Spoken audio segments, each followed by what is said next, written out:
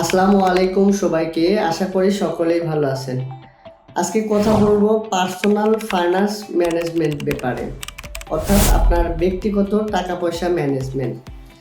আসলে আমরা ছোটবেলা থেকেই একটা কথা লোকমুখে বা নিজেরাও একটু একটু বিশ্বাস করি যে যাদের অনেক টাকা পয়সা আছে তারা মানেই অসৎ, মানে ভিলেন চরিত্রের, যে অবৈধভাবে কোনো টাকা পয়সা কামাইছে বা হঠাৎ করে এত টাকা পয়সার মালিক কিভাবে হয়, এরকম একটা আমাদের চিন্তা ভাবনা থাকে। এছাড়াও আমরা বই পুস্তকে আর একটা ভাব সম্প্রসারণ করি, সেটা হচ্ছে যে অর্থই অনার্থের মূল। আসলে কি তাই? বিষয়টা হচ্ছে আপনার এইসব কিছু মানুষের ব্যক্তিগত টাকা পয়সা ম্যানেজমেন্টের কারণেও সম্পদ বৃদ্ধি এবং আমাদের সম্পদ না থাকার পিছনে এই বিষয়টা কাজ করে। অর্থাৎ ব্যক্তিগত টাকা পয়সা ম্যানেজমেন্ট ব্যাপারে আমাদের নলেজের যে সীমাবদ্ধতা সেটার কারণে। তো আমি যাই হোক এই ব্যাপারটা নিয়ে আপনাদের সংক্ষেপে একটু ধারণা দেওয়ার চেষ্টা করব। তো আমাদের যে টাকা পয়সা আমরা ইনকাম করি সেটা মূলত তিন উপায়ে। সেটা হচ্ছে অ্যাক্টিভ, দুই নম্বর হচ্ছে প্যাসিভ, তিন নম্বর হচ্ছে পোর্টফোলিও।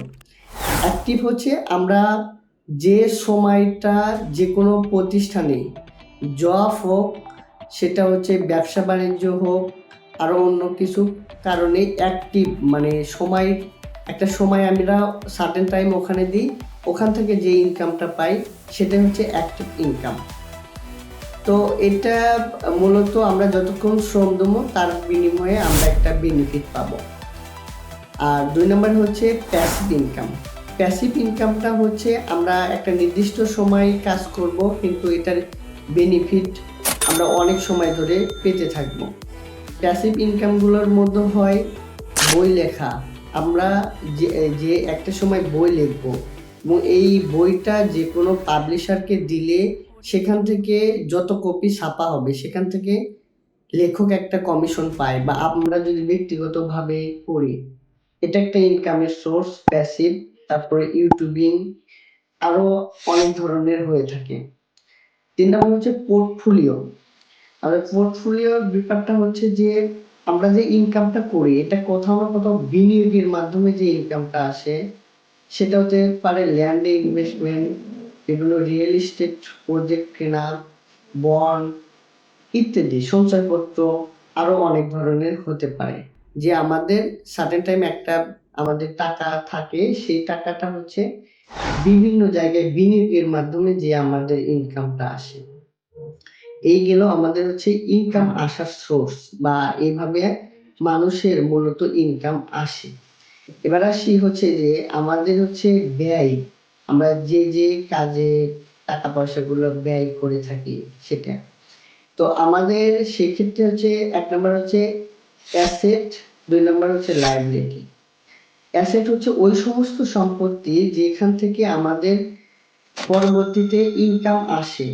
সে ধরেন এরকম হতে পারে একটা গাড়ি, অথবা একটা ল্যাপটপ, ল্যান্ড।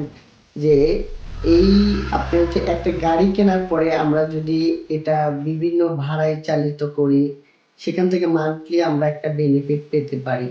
ল্যাপটপ আমাদের অফিসে বা ব্যবসা বাণিজ্যর কাজে অনেক সহযোগিতা করে, সাথে আমরা ফ্রিল্যান্সিংও করতে পারি। এটা অনেক ধরনের হতে পারে।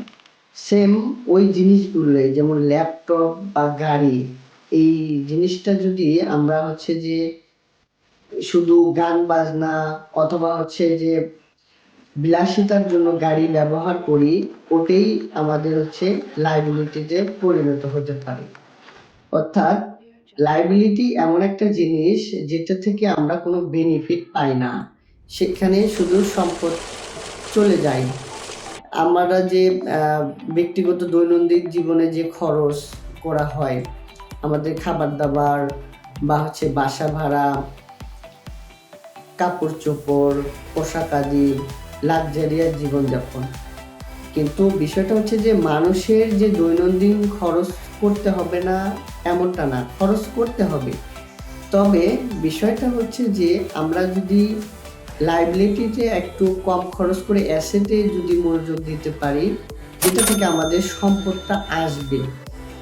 মনোযোগ দিলে আমরা ভবিষ্যতে ভালো একটা বেনিফিট পাবো। আমরা এই আমাদের লাইবিলিটিগুলোর ভিতরে ভালো দামি পোশাক, মোবাইল, ল্যাপটপ, কম্পিউটার, দামি গাড়ি, এগুলো মূলত পড়ে। মানুষের শখ যে পূরণ করতে হবে না এমনটা না, মানুষের শখ অবশ্যই পূরণ করতে হবে, কিন্তু আমরা যদি আমাদের যেটা প্রয়োজন অতটুকুই লাইবিলিটিতে খরচ করি আর বাদবাকিগুলো যদি আমাদের অ্যাসেটে বিনিয়োগ করা হয়, আমরা যদি চেষ্টা করি, তাহলে আমাদের জীবনে অর্থনৈতিক স্বাধীনতা লাভ করা সম্ভব। তো আজকে এ পর্যন্তই। সকলকে অসংখ্য ধন্যবাদ। সবাই ভালো থাকবেন। আসসালামু আলাইকুম।